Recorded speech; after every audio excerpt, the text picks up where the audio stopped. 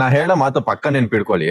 But ಇವಾಗ ನೀವು careless ಆಗಿ ತಗೊಂಡ್ರು ನಾಳೆ ದಿನ ನಾ ಹೇಳೋ ಮಾತು ಪಕ್ಕ ನಿಜ ಆಯ್ತಂತಂದ್ರೆ ಅವಾಗ ತಿಳ್ಕೊಂತೀರಾ ನಾನು ಹೇಳಿದ್ದು ಸರಿ ಅಂತ.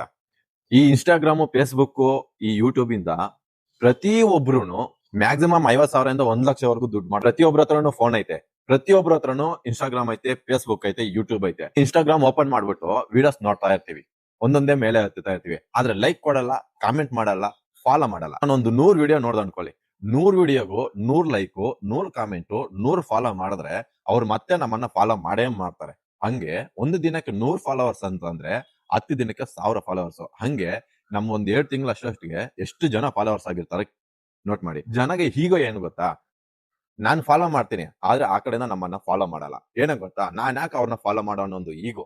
ಬಟ್ ಈ ಈಗೋ ಎಲ್ಲ ಬಿಟ್ಟು ನಾವೆಲ್ಲ ಒಂದಾಗಿ ಒಬ್ರನ್ನೊಬ್ಬರನ್ನ ಫಾಲೋ ಮಾಡೋದನ್ನ, ಈ ಕಾನ್ಸೆಪ್ಟ್ ಬಂದ್ಬಿಟ್ರೆ ಇನ್ಸ್ಟಾಗ್ರಾಮ್ದಲ್ಲಿ ಎಲ್ಲಾರು ಪ್ರತಿಯೊಬ್ರು 50,000 1 ಲಕ್ಷವರೆಗೂ ದುಡ್ಡು ಮಾಡೇ ಮಾಡ್ಬೋದು.